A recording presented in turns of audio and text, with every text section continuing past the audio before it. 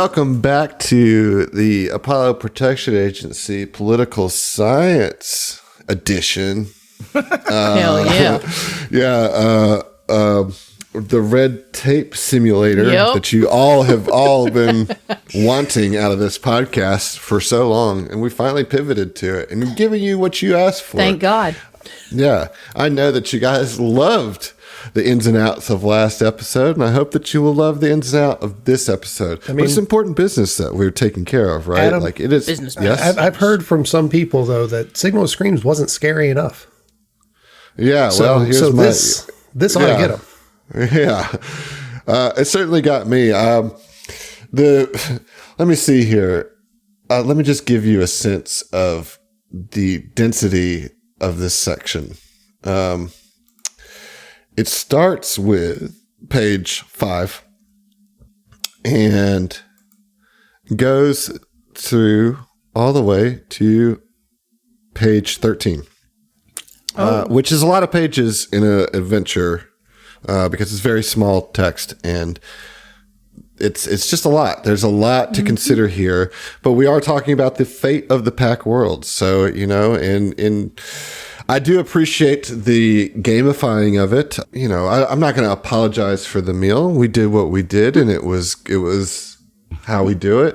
All I can say is that all of these decisions that you've made and the decisions you're going to make tonight will have significant impact on the rest of this adventure.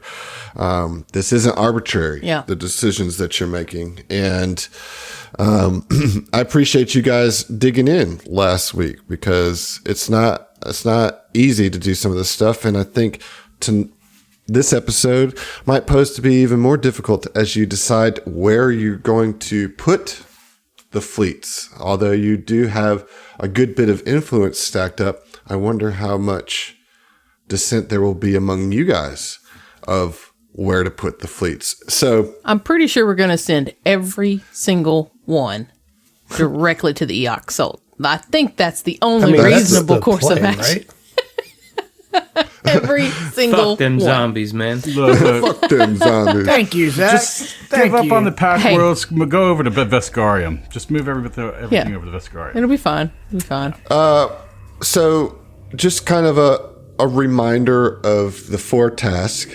You have defending the Adari, rescuing the Eoxian fleet, the station defense, and station security. Now, Councilman Knorr, I know you guys aren't a big fan of the Eoxians. I understand. I just want to remind you for your considerations that aiding them might assist in bolstering fleets later because they do have a bunch of starships. If reinforced, could help you. So there's like a give and take with every one of them, right? Mm-hmm. Right. So the argument against helping Eox was like resources for one, but also like they might slow the progression of the enemy ship down a little bit and let us get our defenses together now, and to help the Adari get closer. Like, I mean, and I know this is all much more complicated than that, but as you listed the 4 options, the Adari, Eox, station defense, station security, my brain went yes, nope, boring. That's how my brain works. I think we're going to have to send more than 2 each to the Adari and to the Eoxian fleet. Mm-hmm. I think that 8 and 8 feels like too many.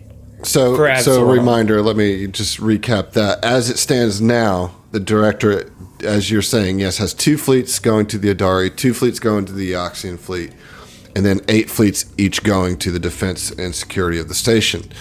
And just before you guys kind of get into your discussion of where you want to put what fleets, you'll have 6 different opportunities to reallocate a fleet. Okay? You have 6 roles that you'll be able to make. So you can only reallocate 6 of the... Yes. However, if you exceed the DC of the reallocation check, for every 5 or more that you exceed it, you'll get to move an extra fleet. And you have stacked up a total of a plus 14 to this roll by gaining the influence of every single member of the council. So it's quite likely that you will be able to move more than one fleet per roll. Per roll. But you only have 6 moves that you can make with the fleets. Right. So before we get into making any rolls, why don't you guys just generally, and I know we're just jumping right into it, but that's where we're at. Why don't you discuss what you guys as a group feel you need to do? Well, I want to start before everybody else jumps in. The vibe that I got was like, so we have station defense and station security, right? Both of which are important. But station security, like, we don't need 8 fucking fleets on that. Yeah. Like, I think that's what Zach was saying too. That was the whole vibe of that we got was like, a lot of that is trumped up shit that like isn't really going to be a threat, and literally said like, if you need to keep a minimum that you can on that task, like just enough to get it done. I feel like, and this is just, I don't know any of this, but 2. I feel like 2 tops should stay on. For each of the defense and security? No, just for security. For security. Oh, just for the security. Which 2 would fleets? free up 6 to be placed elsewhere. Which, okay. So this is where my brain is. On a timeline, I feel like we should send, I mean, I know it's all happening essentially simultaneously, but if we can send to help the Eoxian fleet retreat and slow the, Ark Prime down, that gives the Adari more time. At what point do they retreat and then we get those troops back? Like, is that a thing? Yeah, like... I would assume never. I would assume it's because it's all I mean, not just being negative. Like, I would assume because it's... Yes, some time passes in the going of places or whatever, but the game of this thing is you have X amount of fleets and you send them out on missions and all this shit's going down at once. So if you send them out to the Eox... like to the Eoxians, like they're tied up. You don't get them back. Am I wrong in that, Adam? But then what's the point of going for the Eoxians? Right, exactly. No. Exactly. You get them back later is the best that we can hope for. Right. Still, right. yeah, exactly. Later, not in this scenario, like many sessions later.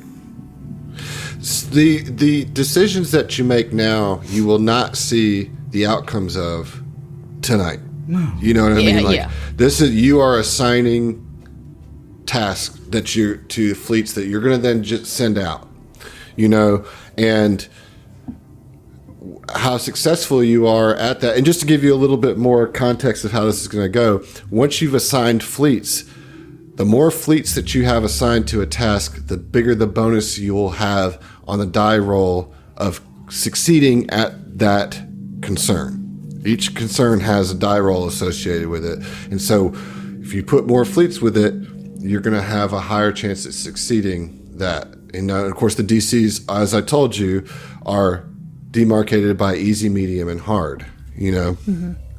Does the Adari have weapons capability?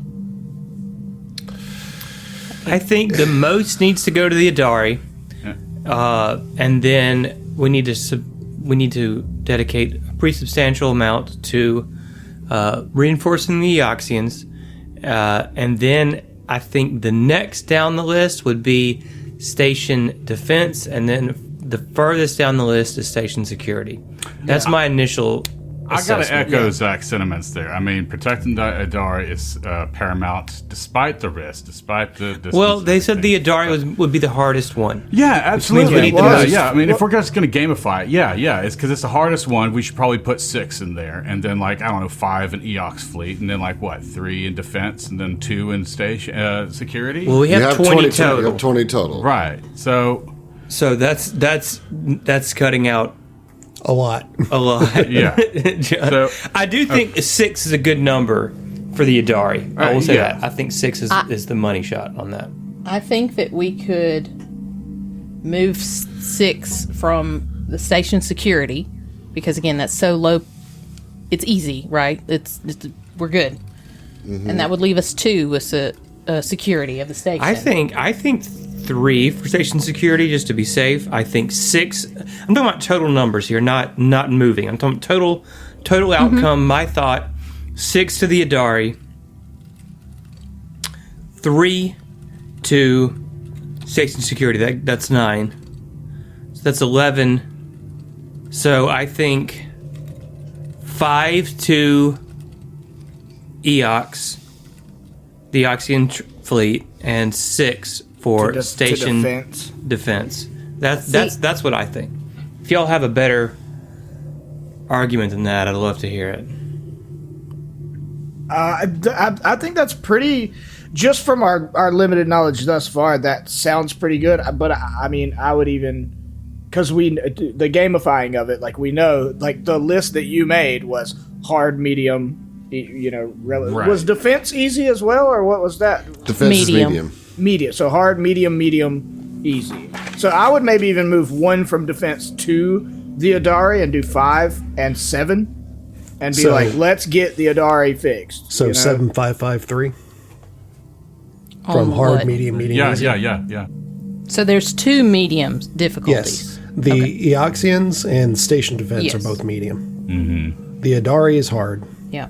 And station security is easy. I honestly think we could do 2. Right. On station security. Agreed. Put that towards the EOX fleet.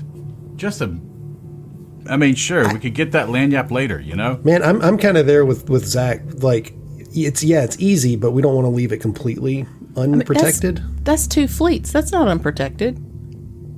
Like, the reality of the situation is if we have like a social breakdown in Absalom Station, oh no.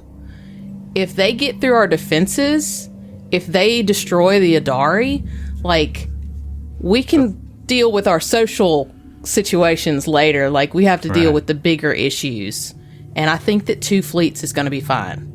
Because we've been told to shoot for bare minimum, you know? Yeah. Like, I think that 1 fleet would be better utilized at either the Adari or the Eox. Yeah. Ziva, I got to ask you in character where Ziva stands on each of these issues. Because, I mean, yeah, we can gamify it, and you guys are doing a pretty good job with that and getting a sense of how this all works. I think it's important to know how your characters are feeling about it. I don't want to just blast past that. So, you know? I mean, I think I'm of the same mind with Ziva here because she knows, like you said, Ziva has a pulse on the kind of the underbelly of the station, like the social aspect of the security within the borders of the station, right? Like, she would think that that the citizens of Absalom Station are competent enough to, work the problem and not cause more of an issue, and that the malefactors out there, the bad actors, are manageable. That the greatest draw of resources for her would be the station defense, because it's the outside threat that she's concerned with, not so much the internal. I think, to jump in there a little bit, I think Mike would be on a relatively similar trajectory as Ziva, where Absalom's his home, right? Mm-hmm. He's a Vesk, but he's not from the Veskarium. He's lived on Absalom. His business is in Absalom. So Mike might be 1 point more in favor of Absalom defense than Heath personally is, but also Mike, as the rest of this crew has seen outside of our solar system threats that are really big, like Ziva is interested in, hey, the external threat and station defense are the priorities. Like that's it. Station security, Mike's like, I don't give a shit about that.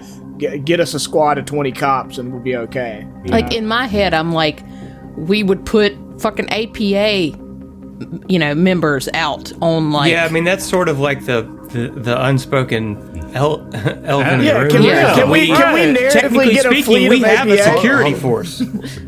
Yeah, okay, I'm sorry. Everybody started talking at once. Zach, finish your thought, and then... Technically speaking, we have a security force at our disposal in the form of the APA. That gamification of the systems here in play aside, we could absolutely say, y'all are on station security. Mm-hmm. Yeah, like I think that would certainly influence your choice to minimize the amount of fleets that you assign here because of that knowledge. Now, I'm not of the mind to send the APA rank and file out. No, they anything. stay here. They stay on the station. They work for the security aspect because that's Well, what they're familiar with.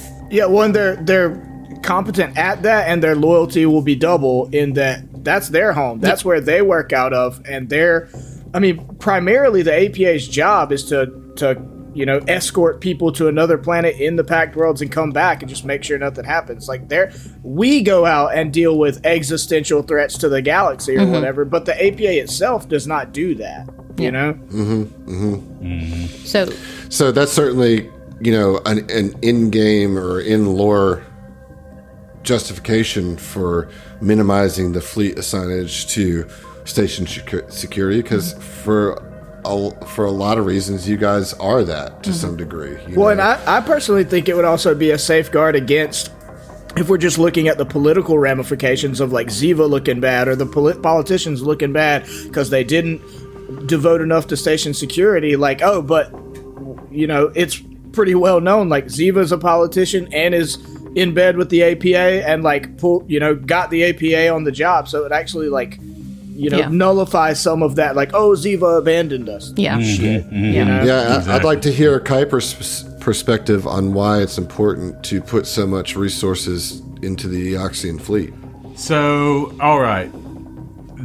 All this, I would kind of feel like Kuiper kind of feels like this would be similar to his own struggle of whenever the Battle of Kesteval. So that was also trying to defend a strategic point.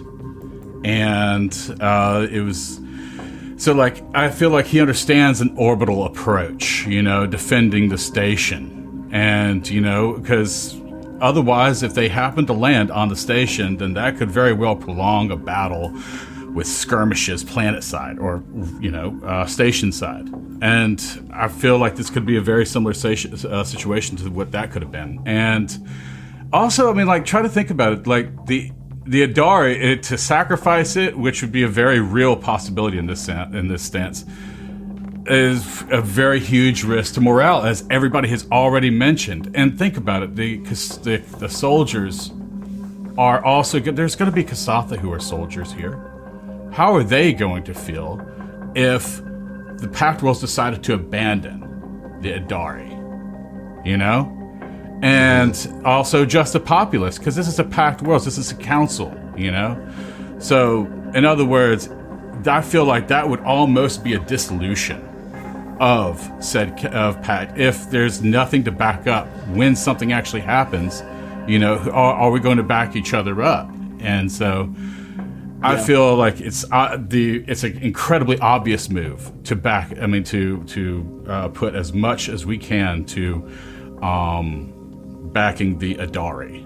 So you're talking about the Adari, not the Eox. So as far as that, Eox was also, as I mentioned prior, we're the first Pact World signers. They were also the first ones out there. Okay, I think that they deserve almost as much. I will counter-argument you here. Uh-huh. The Eoxian fleet went out without any other Pact communication. They just went. They did not wait to coordinate with the rest of the effort. Granted, yay, you went out there, but also, you went out there without any coordination or any effort. What did you expect to happen? That's why they're getting 2 less fleets, baby. I appreciate the gusto, but I don't want to reward the bad behavior. Yeah, absolutely. And as to Heath's point, yes, that's why you're getting 2 less. But the thing about it is that the Eox, sure, they have demonstrated that they are action first, words later. Okay, as far as getting this taken care of. You can sit there and suggest that maybe it has to do with political maneuverings, but that doesn't matter whenever it comes to the possible extinction of a species, you know? And you also gathered from Noor himself that he was upset at these pilots for taking that, and that for him, he wants to turn that from a risk into a potential boon, to an opportunity. For the pack worlds. Absolutely, because I mean, again, that could come back later. But can you believe anything he says? I don't know. Probably. Well, I mean, sure, but at the same time, I mean, like. Sure, you can be cutthroat in the political realm and whatnot, but you've got to honor something. You know, if you're going to be in the council, the pact, the possible councils. Yeah, they're going to hold you to a higher standard. You know. Yeah. To John's point, though, like I agree. Like the Eox thing is kind of tricky because they play fast and loose with their status as a pact planet in general, but. Like we're such big players now, like we are not only dealing with like a war, a conflict on our hands, we're also dealing with the ramifications of after that is concluded. So we are really in a big way in charge of pact solidarity, you know? So to John's point, like if we abandon either of them completely, then any other pact world be like, well, what makes you think they'll come after us? Like, why would the council defend Akaton if they would abandon Eox? To clarify, I'm not suggesting we abandon Eox. I'm just saying, like, sure. they can maybe get 2 to 4. Emily, the politician here. right. Does Fel or Oren have anything to add, or like I have not changed my opinion. On the allocation of resources, ever pragmatic, Oren, which I think is in character. I mean, that's So I will mirror Oren's pragmatism, and this is purely metagamey from Josh's standpoint. You've got 1 hard, 2 mediums, and an easy, right? Yeah, we've already covered that. I know, but 8 to the hard, 5 to each of the mediums, 2 to the easy. I mean, that's the even spread, the most even spread I can come up with that gives us the best chance of being successful at all of them. Mm-hmm. Like, role-playing wise, they're all important. They're all important for different reasons. But realistically, we're trying to succeed on everything. We're not going to leave anybody out to hang, or like out to just get got. Again, I think we reinforce the security forces at Absalom Station with rank and file APA. Mm-hmm. Right. So, question on that real quick, Adam. Would that change our current available resources? Could we say have 21? No, I just think it should give us a bonus to the roll, in my opinion. But again, that's... I'm just checking. Well, it will matter later that you have those resources on station. Gotcha. You know what I'm saying? That's all it has I nothing want to do with the matter. fleet. Yeah, it doesn't have anything to do with fleet allocation. Okay. But having ground forces already there will matter later. Okay. So I've gotten my little bit of character motivation that I wanted. I appreciate that. And I think now's the time to try to reallocate these fleets. And so somebody can roll a bluff, diplomacy, or intimidate to try to convince these fleets to be reallocated. Now, I think this is all Ziva as the mouthpiece, right? Correct. We've all been communicating, in fiction, right? We've all been communicating this telepathically. We are hive minding, right? Mind melding, right? But you've got your best speaker here to now. Yeah, so I think Ziva innately understands everyone's thoughts and opinions on it, but we are going to let her speak with our voice. Yeah, sure. Like, if you need somebody to pick up a Prius with their bare hands, I got you. Otherwise, Ziva's doing it. Right. All right. So let's start with the first roll.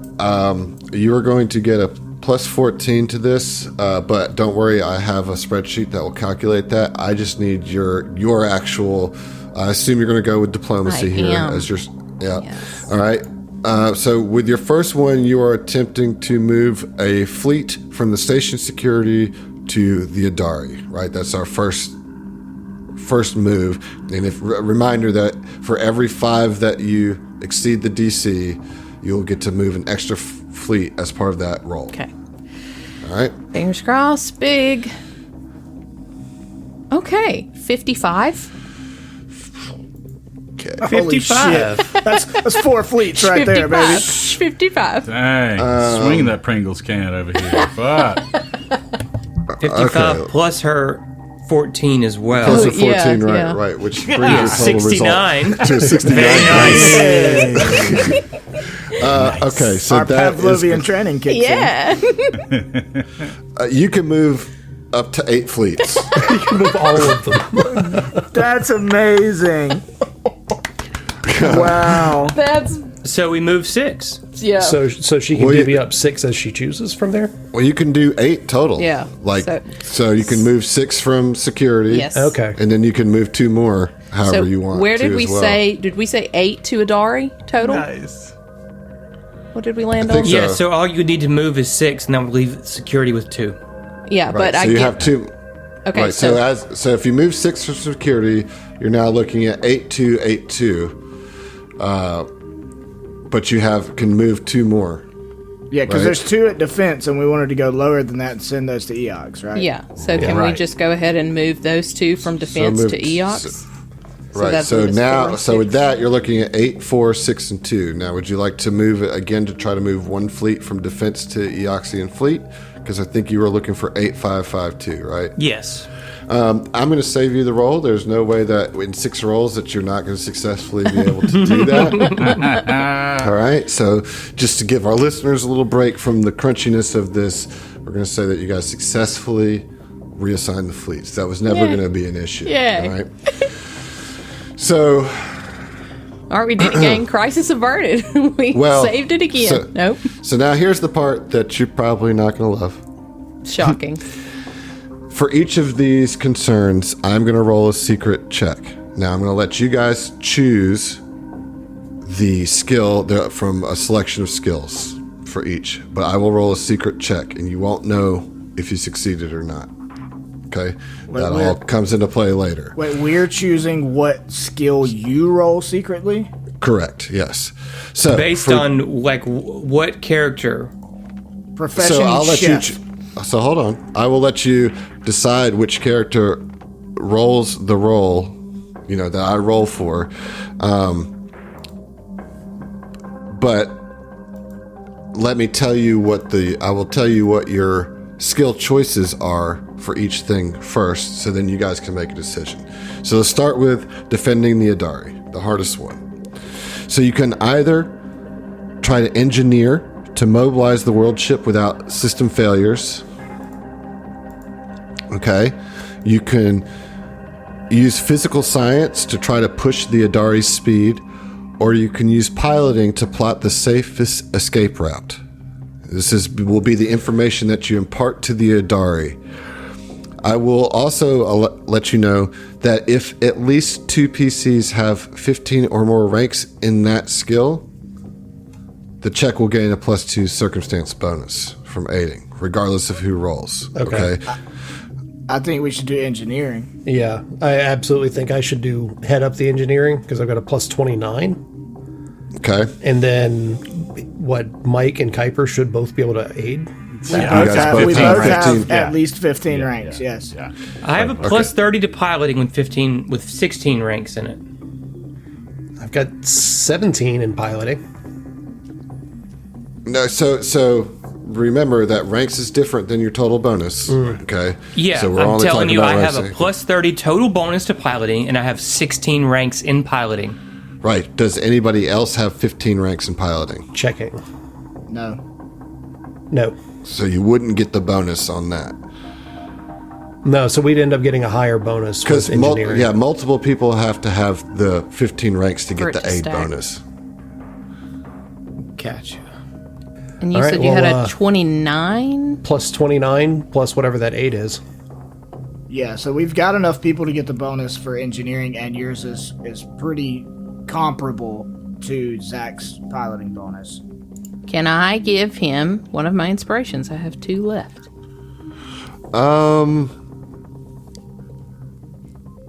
Yeah. Yay! Sure. All right. So,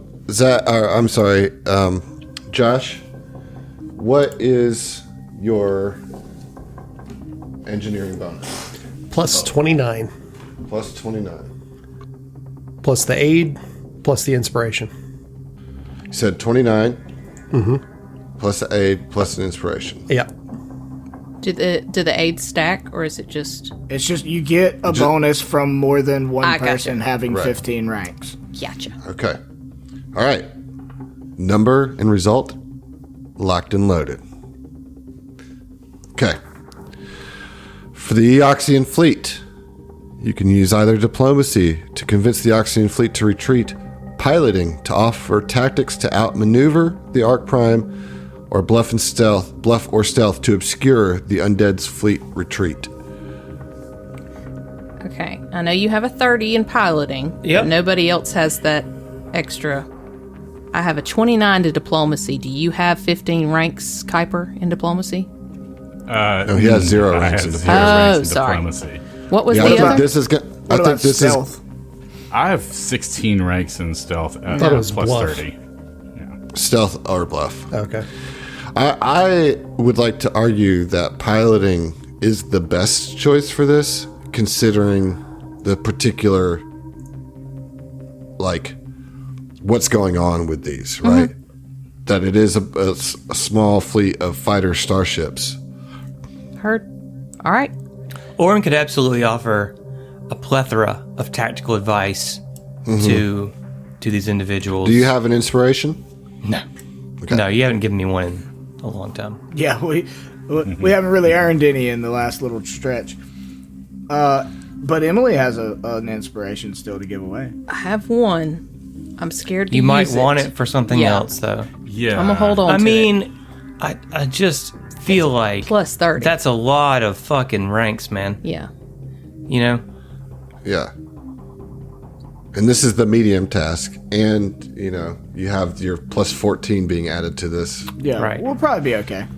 Yeah. I think we're gonna go with that. All right. So piloting. What's your total bonus? With the plus 14 in addition? No, not with just what's 30. your. You have a plus 30 to piloting. I do indeed, yeah. Holy shit. I have a plus 32 to perception. It's my highest skill. Okay. Ibra, take the wheel. Ibra ain't got to. Orin got the wheel. No, you don't want Ibra to take the wheel because she's got a 29, you know? All right. Locked and loaded. Put in. Next one. The station defense. You can use computers to coordinate the defense, engineering to shore up fleet and station shields, or piloting to devise optimal defensive formations. And I did misspeak. You're not getting the plus 14 on this. You're getting the fleet bonuses.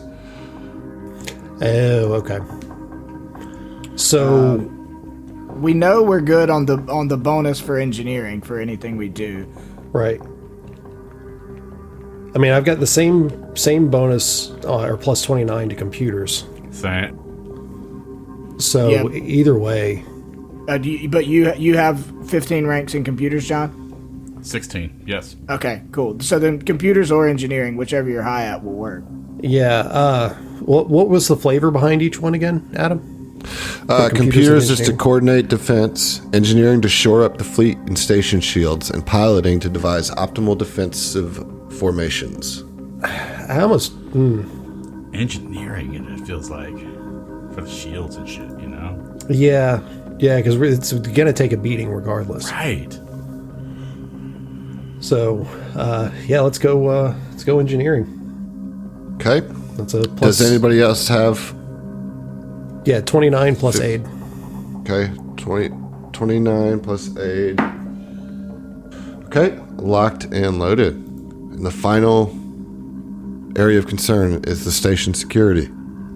You You can use culture to help the disparate populaces of Absalom Station act together, diplomacy to inspire the populace, intimidate to cow the extremist groups, or sense motive to recognize which fringe groups actually pose a threat. So I do have 16 ranks in sense motive. Yep, and I have 16 in intimidate.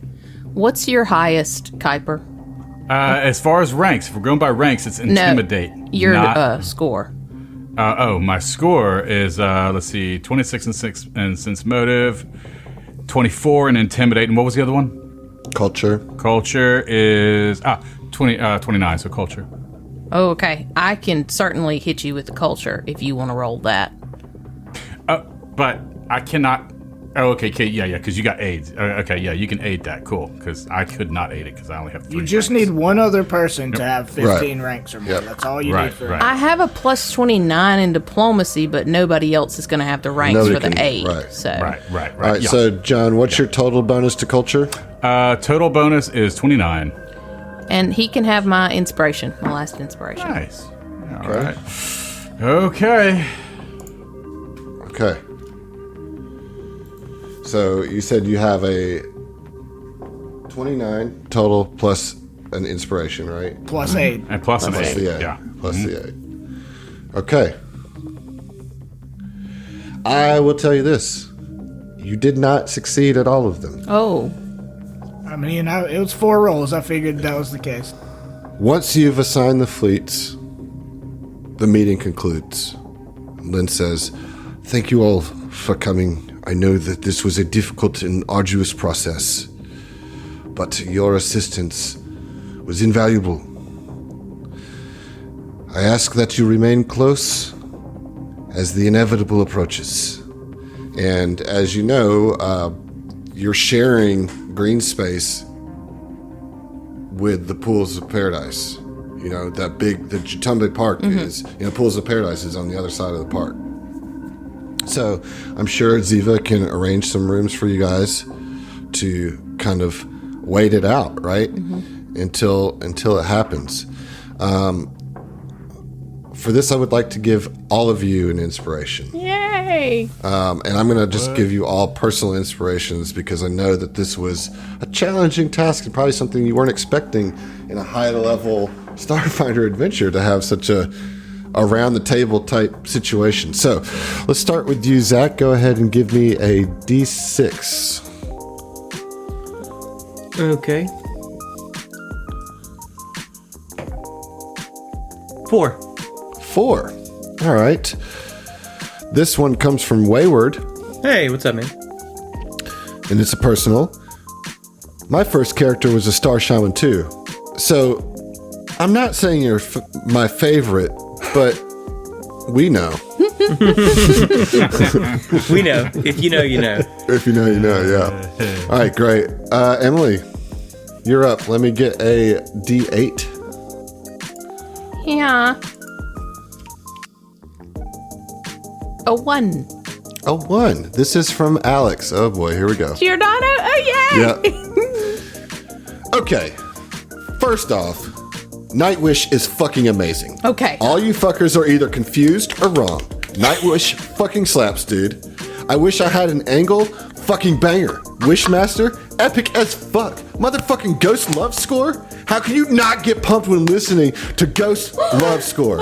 You know the one. It's the one that goes bum ba da bum bum bum bum ba bum bum ba bum dum dum bum ba da dum ba da bum bum bum. Emily knows exactly what fucking part I'm talking about. If you don't, it's because you're uncultured. It's 5 minutes and 33 seconds into the song. Look it up. Love you, Em. XOXO, Alex. I'm sorry, I just have to call you out, Adam. You said, wish I had an angle, and I died. It's wish I had an angel hair This is how he spelled it. No. This Alex, you fucked up there. Nope, I decided to blame it on you, Adam. No. Yeah, who's You on don't have any culture fucking, now? yeah, you don't have your fucking culture, Alex. It's angel, not angle, you dumbass.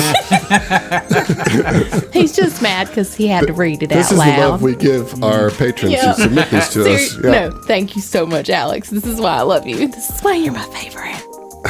All right, Josh, you're up. Let That me get a being D10. wrong solidarity. Yep. Yeah. That is a 10. A 10. Okay. This is going to be from Porter Paladin. Hey, Porter.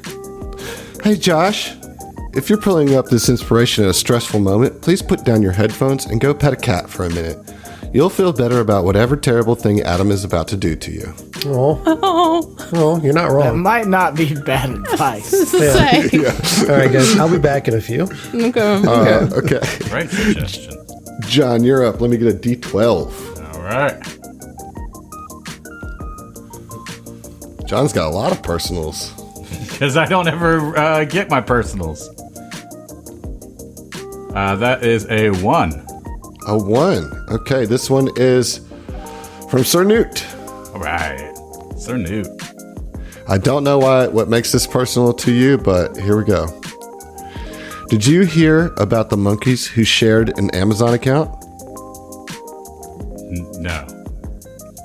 They were Prime mates. You know what? He should go and get a job over at like Laffy Taffy or something like that. right. They've got those little wrapper, like Yeah. right on Hey, the inside you know what, wrapper. Newt? You take an inspiration. Okay, Heath, you're up here. Let me get a D10 from you, please. Oh, I did not expect a D10. I got a bunch of them. Okay. 9. 9. Okay. This one's going to be from Jason Laptop. Nice. Hey, reminder to intimidate after you bull rush. If you Thank remembered, you. proud of you. If you didn't, you're welcome. He's got me before on that because we had the episode where I was like, please, listeners, berate me into doing my intimidates. So we're still going strong. Yeah. Well, you got inspiration out of it anyway. Nice. You know what? Considering that we're going to be going into a long stretch of serious action, I'm feeling extra generous. I'm going to give a whole nother round of inspirations, What? although these are you're gonna have, Oh, shit. these are yes. going to have to... Fucking go. You got to roll for these. You don't gotta get roll for these. personals. Okay. Yeah. Okay. Right. All right, so we're going to go back to you, Zach. So start with a D6 roll to see if you get a personal or not. And this is just also a thank you to our patrons who support us and got through the difficult red tape meetings. Thank you. What you got, Zach? Yeah, no personal. Roll a 5. All right. Well, you just tell me when to stop. Anytime you feel like it. Okay. Well, I stopped on another Alex one, so... Oh, good. Okay. In a brief moment of rest, you take a seat on the ground to compose yourself. You look around at your party. They seem worse for wear. Oren takes a look around the room, trying not to let the stress of what is left to come get to him. At this moment, you shift your butt, and you feel something sharp poke you right in your sphincter. You check your tuchus, and you see something. It's a note? Why is it so sharp? Am I bleeding? You think to yourself. In your tired state, you don't even think about the repercussions as you unfold the note. Suddenly, a poof of pink dust explodes out of the note into your unsuspecting face with a loud pop. The rest of the crew looks to you, and you are covered in a pink substance. Embarrassed, you say nothing, but continue to read the note. It reads, "Bitch, you look fabulous." You begin to cry because you're so inspired. The party shuns you because you're acting really fucking weird right now, dude.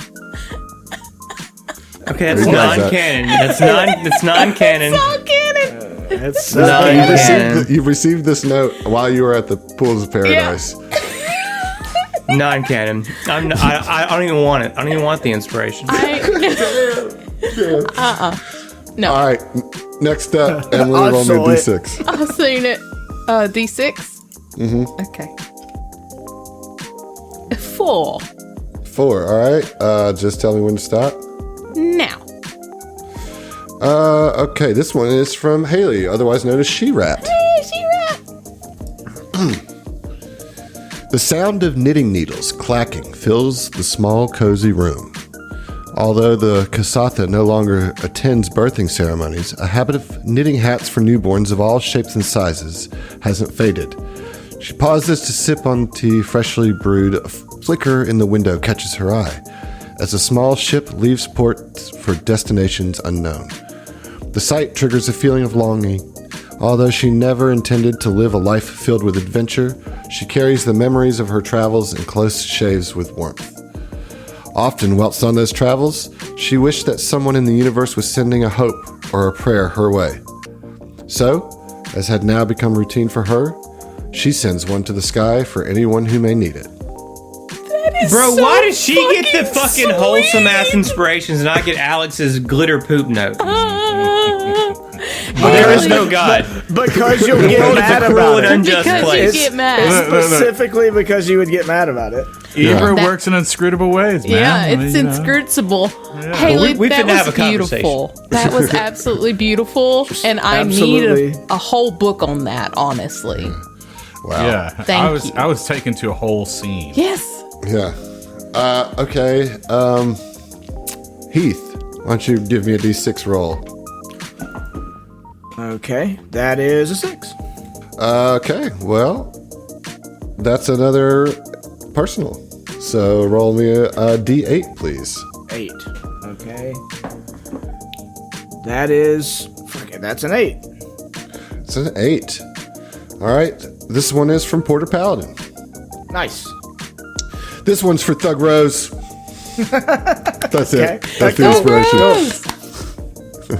Easy peasy. That's a good All one. right, That's a John, good D6 for me. D6. Another one. Okay, well, that's another personal for you then. And Oh, another nice. one. What's that? Another one.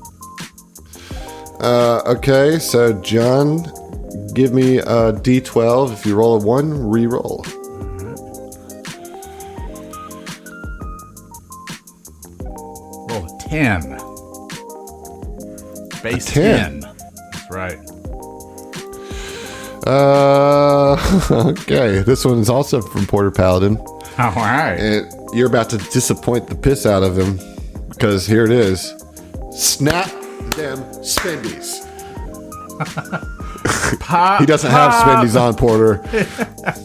Yeah, I do not have my suspenders on today. Just pop them metaphorical spendies, okay? Yeah. Just do that. Yeah. All right, Josh, D6 for me, bud. D6, all right. That's a 6. Oh man, Zach, you're just getting screwed by the inspiration gods all kinds of ways. Because I don't want to talk about it I anymore, don't man. want to Let's talk just, about let's just keep it pushing. all right, let me get a D10 roll, Josh. Okay. That is an 8. Oh god damn, it's another Alex one. All right. I'm so happy. Josh came down to Georgia because he was looking for a soul to steal. He was in a bind because he was way behind and he was willing to make a deal. When he came across a young Adam wailing on a keyboard and playing it hot, Josh jumped on a hickory stump and said, "Boy, let me tell you what's hot." What's what? There we go. Josh then proceeded to violently suck the soul out of Adam like a Dementor from Harry Potter. Little did Josh know this was not the first time Adam had been soul sucked. So he activated his jump jets and rocketed into the sky. Attached, as if by a tether made of soul, Josh also rocketed into the sky. See, Adam knew that the only weakness Josh had was mortal danger, so he took Josh into orbit where Josh still floats to this day. Or so say the legends. This is why I'm sorry. I love Alex. Whatever the fuck you're on, man. Send me some. I love your imagination. Don't ever change. I love that it's like Josh's only weakness is mortal danger. It's like, that's fucking everyone's weakness. Smile Human waving. condition, baby. It's in it. It's in the. It's the whole thing. It's mortal. danger. It's mortal. It's danger Well- to mortals. Alex, what can I say but thank you. Hey, thanks, Adam. That was great. Okay, yeah. Another round, Good job, right? everybody. No, that's Another it. That's round.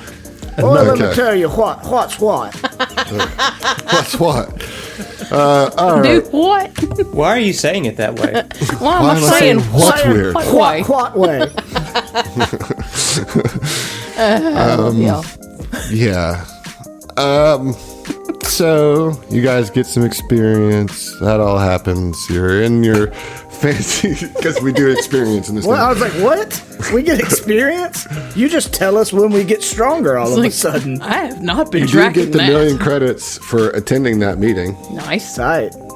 Shopping at If we save the entire world, we'll have just enough time to never play this game again. Right.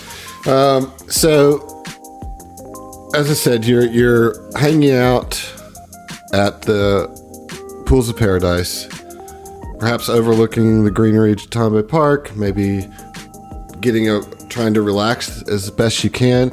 I'm sure giving some marching orders to the APA. The staff of the Pools of Paradise are definitely going to be reinforcing everything. Yeah, I like that image. I mean, not gonna go into it much, but I love You can go for it. the Apollo Protection Agency, the APA. That name's become a lot more popular over the last few years, and that popularity has allowed us to expand, to recruit, to grow this company from a small operation out of a low-rent office to the most successful goddamn bodyguard outfit Absalom's ever seen. But here at the APA, our success is not measured in credits. Our reputation is not determined by the popularity of our name. Our fame is not determined by the achievements of our founder.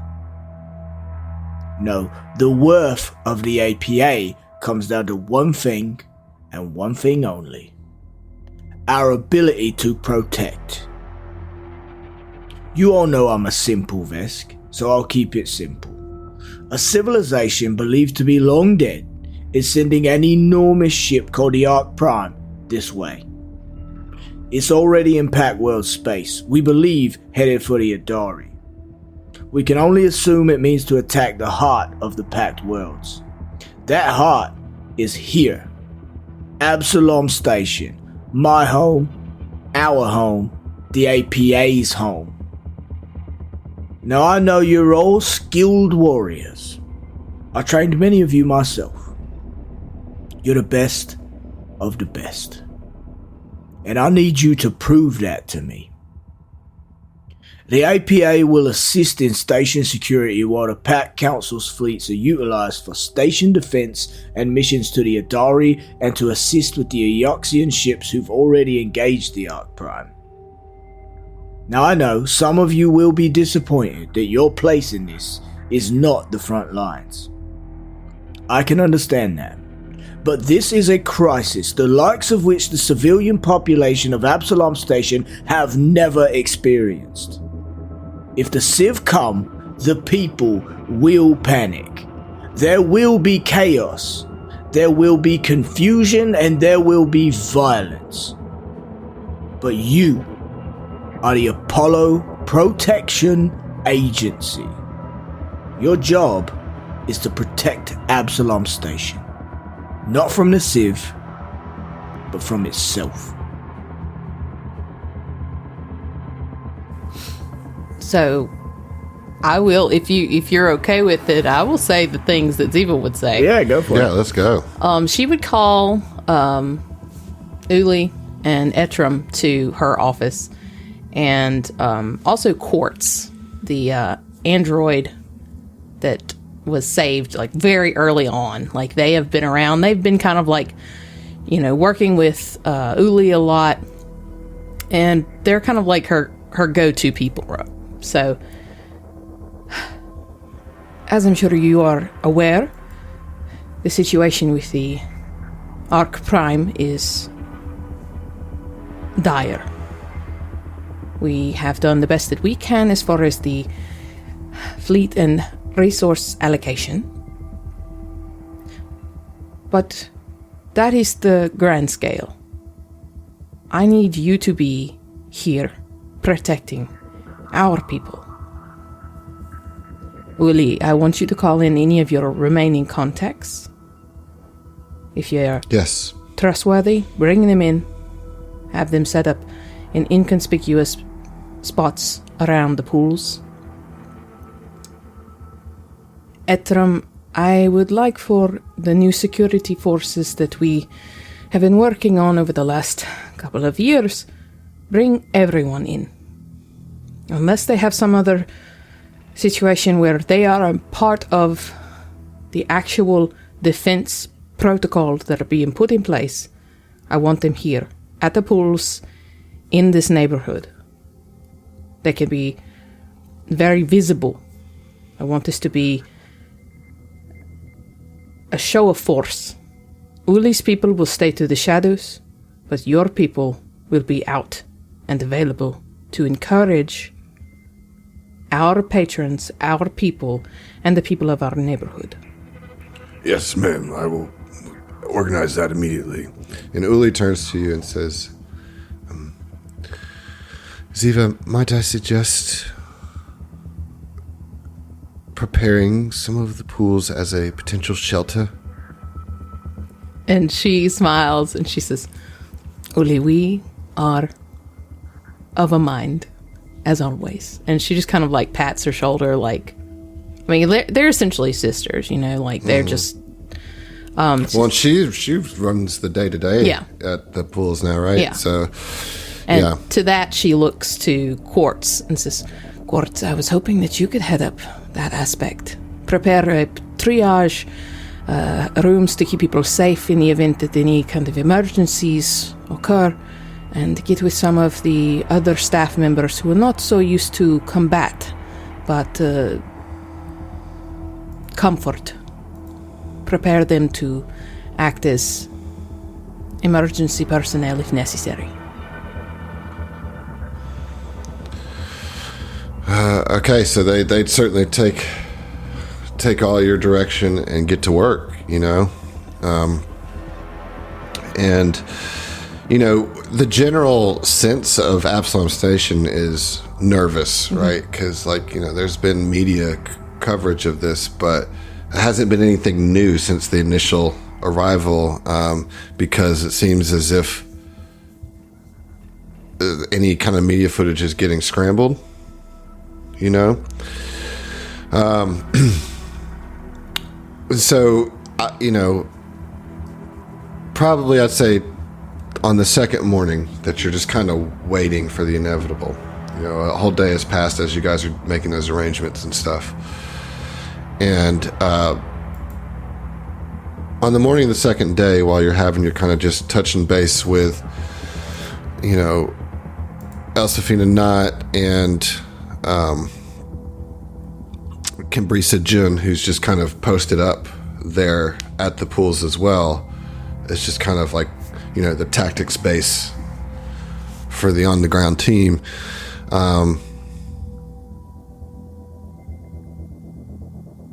The news channels, social media feeds, all that, they are... Oh God, it's happening! News channels, social media feeds, countdown, infosphere sites, and government bulletins, they're all on alert since the starship entered the Pact Worlds, right? They all explode into a frenzy as the massive vessel appears outside of the Absalom Station. Vid feeds show a vessel seemingly carved from a single block of stone or horn, lines of energy running across the rigid hull plates of the titanic megalith. Outside the suites, shouts erupt from the streets as groups of citizens, seeing the ship through the bubble of the eye, begin to panic. The vessel seemingly brushes off the bombardment of missiles and blasts of plasma from the Armada's many ships, like a person might ignore pesky insects buzzing around their head. Suddenly, a ray of blue energy shoots from some unseen weapon, engulfing Absalom Station in a flash of blinding light. The whole station shudders, sending unsecured vehicles skidding down the roads, and the already panicked citizens begin to panic even more. The lights in the station flicker momentarily as emergency klaxons begin to sound. A garbled voice crackling with static manages to sound over all communication devices in Absalom Station. Power fix. Imminent. All incidents should report designated shelter areas. Spacesuit. This is a drill. I repeat, not a drill. A few seconds later, Absalom Station goes completely dark with a jarring mechanical whir as the entirety of Absalom Station shuts down. And we'll see you. Damn. Damn.